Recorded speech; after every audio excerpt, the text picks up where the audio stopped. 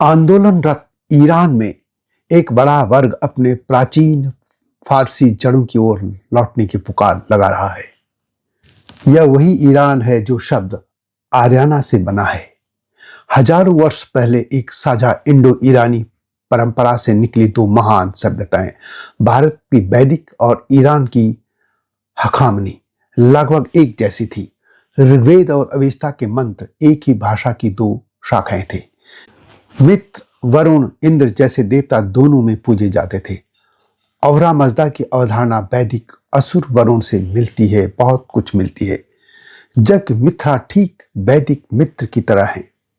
नास्तीय सूक्त जैसे दार्शनिक प्रश्न अवेस्ता की गाथाओं में गूंजते हैं, सुनाई देते हैं। छंद, यज्ञ, सोम, होम, यह सब कुछ एक समान तो है।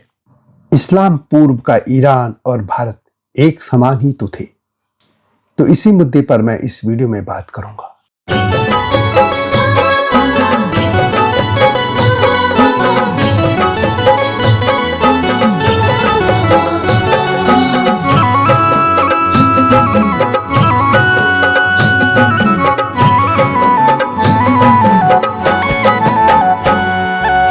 जय हिमालय, जय भारत।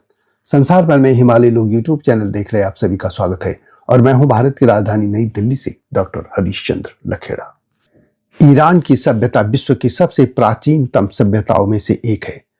6ठी शताब्दी ईसा पूर्व में साइरस द ग्रेट ने हखामनी साम्राज्य की स्थापना की थी, जो कि इतिहास के सबसे बड़े साम्राज्यों में गिना जाता है।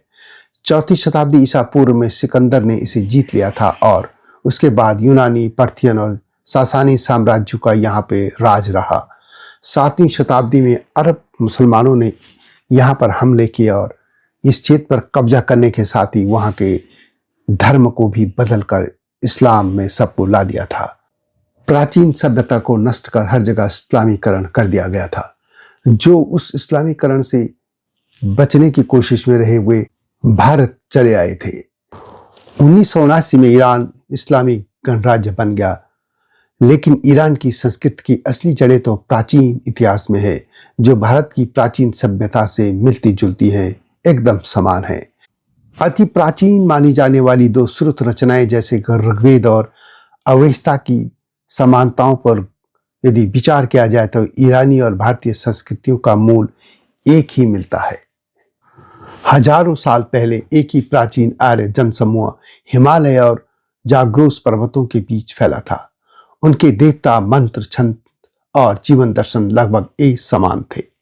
ऋग्वेद के श्लोक और अवेस्ता के गाथे एक ही भाषा की दो शाखाओं में गूंजते थे। सनातन यानी हिंदू धर्म और पारसी धर्म में साझा सांस्कृतिक और धार्मिक विरासत साफ दिखती है। दोनों की जड़ें प्रोटो इंडो ईरानी परंपरा में है, जो वैदिक और अवेस्ता ग्रंथों में साफ दिखती हैं। ऋग्वेद और अवेस्ता की भाषा, शब्दावली और छंदों में आश्चर्यजनक समानता है, जो आर्य लोगों के प्राचीन संबंध को दिखाती हैं।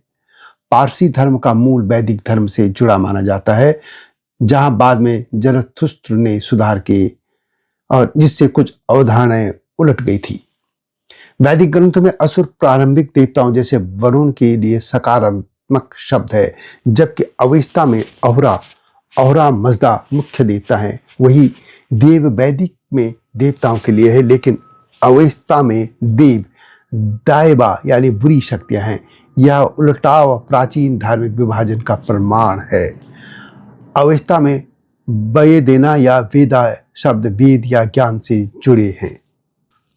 अवेस्ता के यस्त छंद ऋग्वेद के गायत्री या पंक्ति छंदों से मिलते हैं। दोनों में ही अग्नि पूजा, सोम, होम, पेय और यज्ञ, यस्न, अनुष्ठान एक समान जैसे हैं। पारसी नवजोत और हिंदू उपनयन संस्कार भी एक समान हैं। इसी तरह अवेस्ता का चिन्हवल पुल, मृत्यु के बाद आत्मा का न्याय पुल, उपनिषदों या वैदिक ग्रंथों में मोक्ष मार्ग के पुल या सीढ़ी रूपक से मिलता ही है। दोनों में ऋत, आशा, सत्य एवं व्यवस्था तथा होम, सोम की अवधारणा भी समान है। मित्र, वरुण जैसे देवता दोनों धर्मों में पाए जाते हैं। कई विद्वान मानते हैं कि अथर्ववेद का भाग अवेस्ता से संबंधित है, क्योंकि अवेस्ता शब्द उपस्था से व्युत्पन्न है यानी निकला है। दोनों धर्म जीवन समर्थक हैं, जहाँ धर्म आशा जीवन का आधार है। और यह समानताएं बताती हैं कि दोनों एक ही प्राचीन परंपरा के अंग थे, जो बाद में किन्हीं कारणों से अलग हो गए थे। पारसी धर्म वैदिक से निकला सुधारित धर्म है, जिसमें नैतिक द्वैतवाद प्रमुख मार्ग बना। यह साझा विरासत आज भी सांस्कृतिक एकता का प्रतीक है। लेकिन यह सब इस्लाम से पूर्व के ईरान की मैं बात कर रहा हूं। इन दिनों ईरान में एक बड़ा आंदोलन चल रहा है, और यह इस्लामी गणराज्य की थोपे गए धार्मिक शासन के विरुद्ध एक सांस्कृतिक विद्रोह के रूप में सामने आ चुका है। दिसंबर 2025 में यह आंदोलन शुरू हुआ और अब पूरे देश में यह फैल चुका है। और इस आंदोलन के दौरान आपने भी देखा होगा कि लोग अपने प्राचीन पारसी पहचान और दरशस्त्रों यानी पारसी धर्म की ओर लौटने की बात कर रहे हैं। और इसमें युवा भी हैं, महिलाएं भी हैं, और विभिन्न जातीय समूह शामिल हैं, जो साइरस द ग्रेट जैसे प्राचीन राजाओं की स्मृति, नवरोज उत्सव और प्री इस्लामिक प्रतीकों को अपनाकर शासन के खिलाफ एकजुट होकर मैदान में उतरे हैं। ईरानी समाज आज समझने लग गया है कि उनकी प्राचीन विरासत क्या थी। वे इस्लामी शासन को अरबी थोपा हुआ शासन मानकर अपनी आर्य पारसी जड़ों की ओर लौटने के इच्छुक दिख रहे हैं। लोगों की रुचि जरथुस्त्र धर्म में वापसी की ओर दिख रही है। वैसे भी यह खबरें आती रही कि ईरान में बहुत से लोग इस्लाम को छोड़ चुके हैं और वे नास्तिक हो चुके हैं। लेकिन यह बड़ी बात है कि ईरान में अब लोग अपनी प्राचीन जड़ों की ओर, अपनी प्राचीन सभ्यता और अपने प्राचीन धर्म पारसी धर्म की ओर लौटने की बात करने लगे हैं। ये वीडियो कैसी लगी कमेंट में अवश्य लिखें। जल्दी आऊंगा इस तरह की गाथाओं के साथ। तब तक जय हिमालय, जय भारत। हिमालय पे पेड़ हो तो गीत गाएंगी नदियाँ, गीत गाएंगी नदियाँ। पेड़ों पे चिड़िया है तो गीत गाएंगी नदियाँ, पेड़ों पे चिड़िया है तो गीत गाएंगी नदियाँ।